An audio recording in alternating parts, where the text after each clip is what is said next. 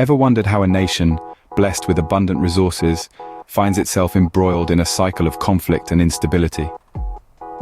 Today, we dive into the complex landscape of the Sudan conflict. Our story begins with decades of tension between North and South Sudan.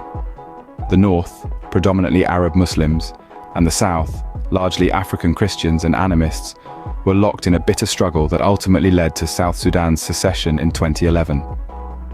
But the birth of a new nation didn't put an end to the strife. Both Sudans have since grappled with their own internal unrest, from ethnic clashes to economic challenges and political instability. The echoes of the past reverberate in the present, shaping the reality of these two nations.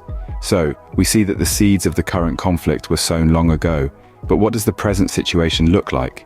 Fast forward to today, the situation remains volatile in both Sudans. In Sudan, a military coup in October 2023 toppled the transitional civilian government, sparking worries of a backslide into authoritarian rule. The coup was met with widespread protests, as people took to the streets demanding a return to democracy, their voices echoing through the chaos, a clear testament to the power of the people. On the other side of the border, in South Sudan, the picture is equally grim. Factional conflict within the ruling party has escalated, displacing millions and creating a humanitarian crisis.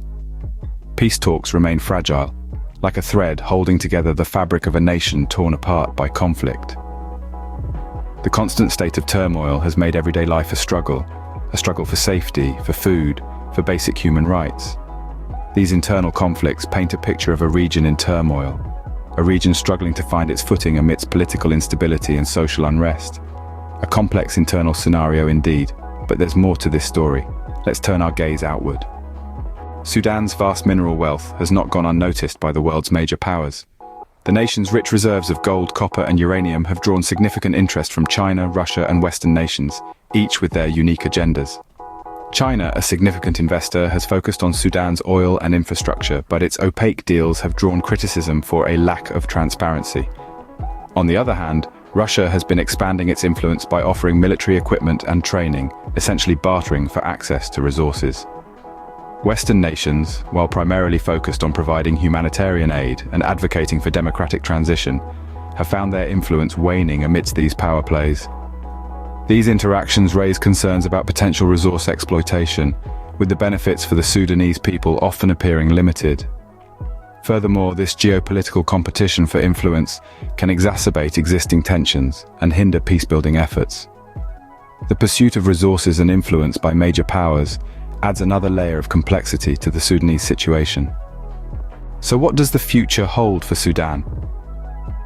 As we gaze into the crystal ball of Sudan's future, we're confronted with a myriad of challenges. Achieving sustainable peace is paramount. It's a complex puzzle, with pieces scattered across the spectrum of ethnic groups, political factions, and rival interests. Finding a way to fit these pieces together in harmony is no small task, but it's an essential one. Next, we have the challenge of ensuring democratic transition. The echoes of the October 2023 coup are still ringing in our ears. The Sudanese people's call for democracy must be heard. Their right to choose their leaders and shape their nation's destiny is fundamental and non-negotiable. Then there's the task of managing external influences. Major world powers have their eyes on Sudan, each with their own agenda. But the focus should shift from resource extraction to sustainable development. Sudan's vast mineral wealth should be a boon, not a curse. Transparency and accountability must be at the forefront. Opaque deals and shady transactions need to give way to open dialogues and fair agreements. The welfare of the Sudanese people should be the top priority. The road ahead for Sudan is steep and fraught with challenges, but with the right approach, a positive trajectory is possible. The question is, will the world powers prioritize peace and prosperity over their interests? Only time will tell.